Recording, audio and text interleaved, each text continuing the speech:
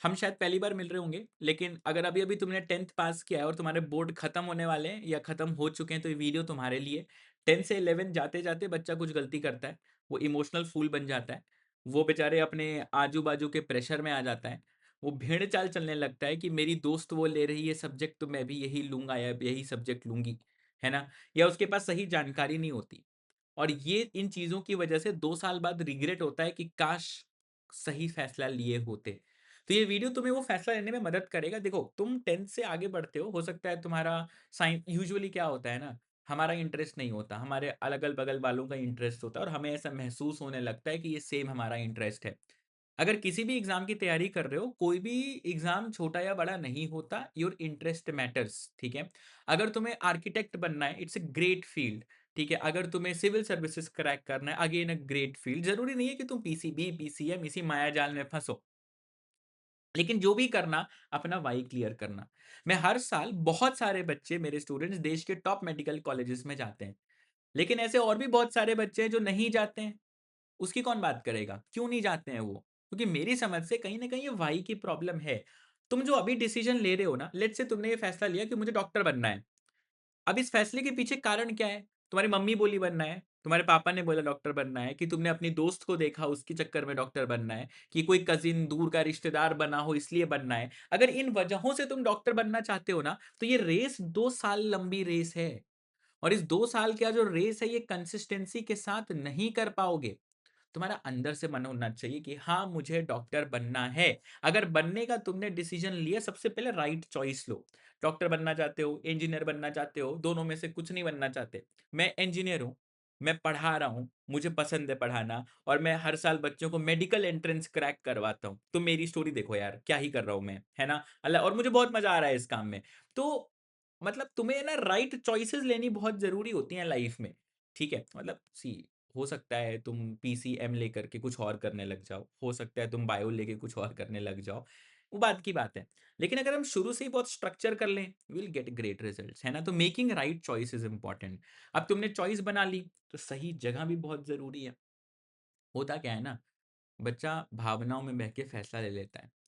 मैं नहीं कह रहा कि एक ही प्लेटफ़ॉर्म बहुत अच्छा है या अगला प्लेटफ़ॉर्म बहुत अच्छा है। मेरा पॉइंट ये है कि तुम अभी उस डिसीज़न मेकिंग एबिलिटी में शायद नहीं हो। तो भावनाओं में मत बह जाना कि मुझे यही, वो नहीं होता बचपन में मुझे यही टॉफ़ी खानी, यही टॉफ़ी खानी, यही टॉफ़ी खानी। एक टाइम के बाद तुमको लगे यार ये टॉफ़ी बहुत प्रॉब्लम देती है। बात तुमको समझ में आ रही है क्या? तो when you make the right choice, talk about the right platform और उसके बाद ऑल इन फॉर 2 इयर्स। 2 साल सर उठा कर के भी नहीं देखना है। मैं ना अपने एक स्टूडेंट का एग्ज़ाम्पल देता हूँ। ये बच्ची है, इसका नाम किंजल है। ये अभी एम्स रायपुर में है और अभी शायद 3rd ईयर में होगी। इसने फर्स्ट अटेम्प्ट में नीट क्रैक करा था, नीट का एग्ज़ाम क्रैक करा था विद अ स्कोर, मतलब अंडर 500 का ऑल इंडिया रैंक था इस बच्ची का।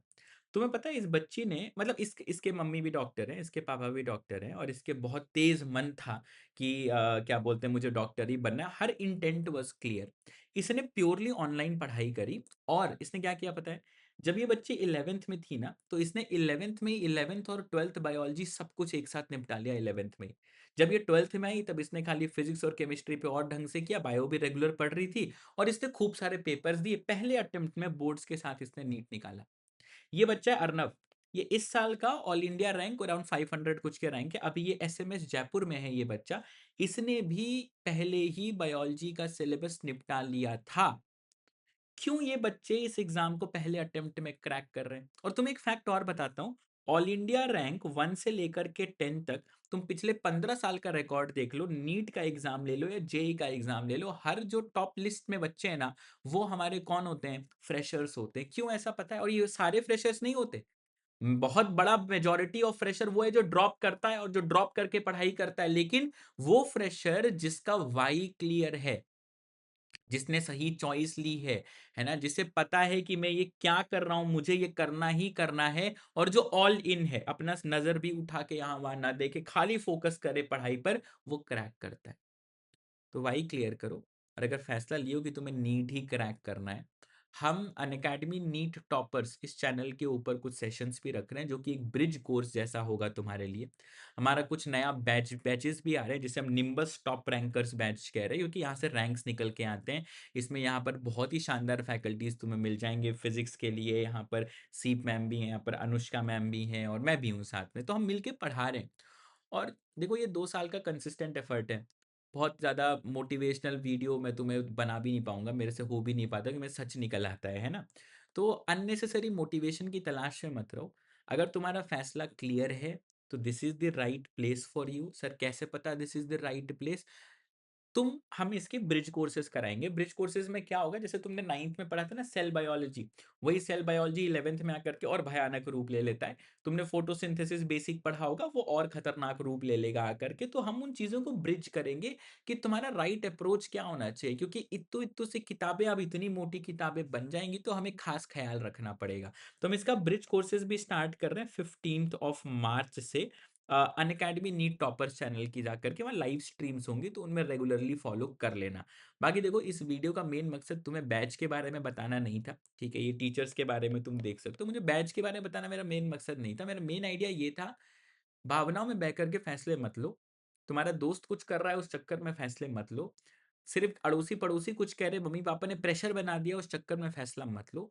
फैसला अपने दिल से लो, क्योंकि 2 साल की मेहनत तुम्हें खुद को बंद करके गायब होके दुनिया से करनी है, और तभी नीट निकलेगा फर्स्ट अटेम्प्ट में। और कोई तुमसे झूठ बोल रहा हो पहले अटेम्प्ट में तो मुश्किल होता है, ऐसा नहीं है। कोई तुमसे बोल रहा हो कि ऑफ़लाइन ही ऑप्शन है, ऑनलाइन से नहीं निकलता, सब झूठ बोल रहे हैं। अगर तुम ढंग से नहीं पढ़ोगे तो ऑफ़लाइन में भी नहीं निकलेगा। बात समझ रहे हो? तुम्हारे सामने एग्ज़ाम्पल्स हैं, प्योरली ऑनलाइन के पढ़े हुए बच्चे, घिसा है इनको हमने ऑनलाइन क्लासरूम्स में, और ये हम अनअकैडमी पर करते हैं, ठीक है? See you in the classes. फैसला बहुत सोच के समझ करके लेना। Let's crack it. और भी कुछ वीडियोज़ यहाँ पर आएँगे specifically targeting on 2028 if your decision is that you want to crack NEET. अगर तुम्हें जेईई क्रैक करना है, तुम अनअकैडमी जेईई की टीम चेकआउट कर सकते हो, one of the finest teams on in the online space, ठीक है? अगर तुम्हें ना नीट करना है, ना जेईई करना है, तुम्हें कुछ और करना है, वो भी करो, लेकिन खुद फैसला करके करो, ठीक है? Let's crack it. See you in the classes.